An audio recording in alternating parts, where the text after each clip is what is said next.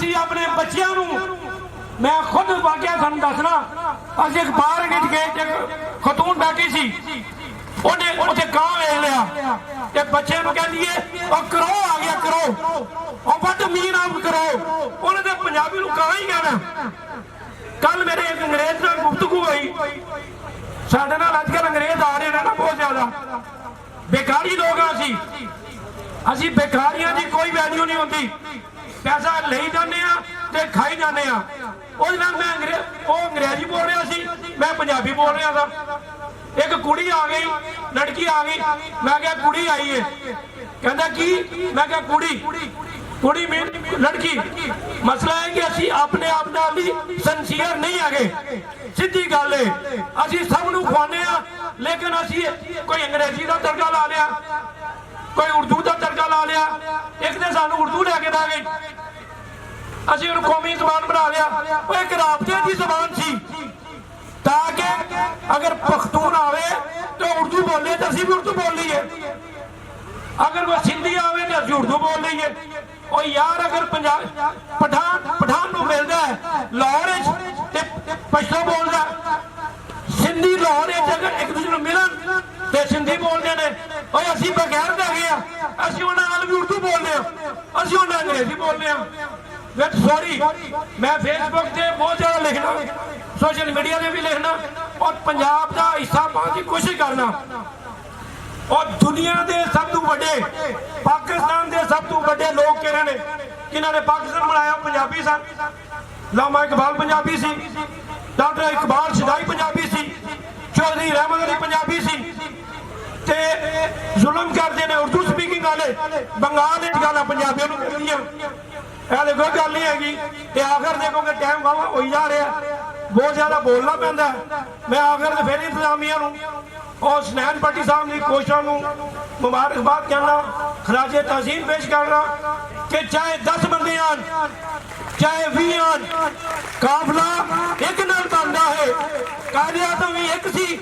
अज सारे कायदे आजम करते हैं एक दिन आएगा कि स्नैन पट्टी पंजाब की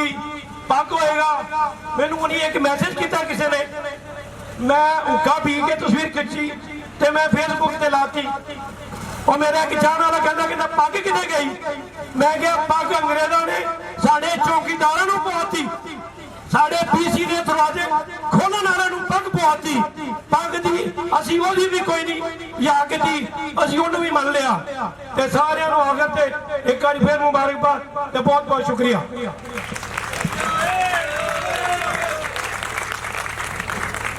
डायरेक्टर साहब शहजाद हरून भुट्टा साहब जिहड़े के बहुत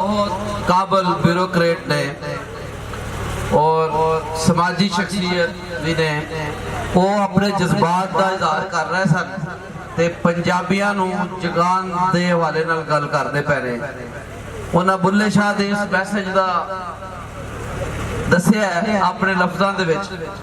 कि उठ जाग गुराड़े मार नहीं उठ जाग गुराड़े मार नहीं ये सौंग तेरे दरकार नहीं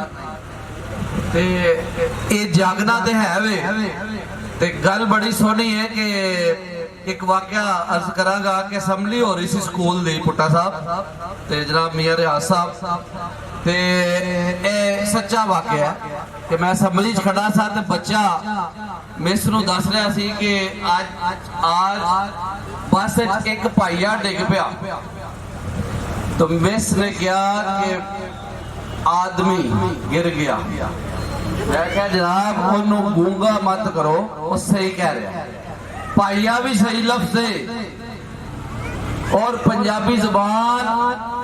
दे नाल ए नारवा सलूक छड्डो 13 साल हो गए ने तालीमी इदारे दे विच पढ़ादे आया ते भुट्टा साहब और मैं स्वानिया नूं बिलखसूस आखांगा कि एक दिन भी मैं पंजाबी तो अलावा टीचिंग नहीं की इसलिए